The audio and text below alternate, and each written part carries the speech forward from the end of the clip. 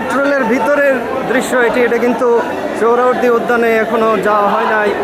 এখান থেকেই দেখেন মানুষ ফিলিস্তিনের সমর্থনে যারা এসেছিল মেট্রো রেল দিয়ে, দেখেন সবাই মেট্রো রেলের ভিতরেই ফিলিস্তিনের জন্য মানে তারা তাদের মন আর মানতেছে না। সবাই এখান থেকে আল্লাহু আকবার তাকবীর দিয়ে কিন্তু এই শাহবাগের উদ্দেশ্যে রওনা হয়েছে সোহরাওয়ার্দী উদ্যানের।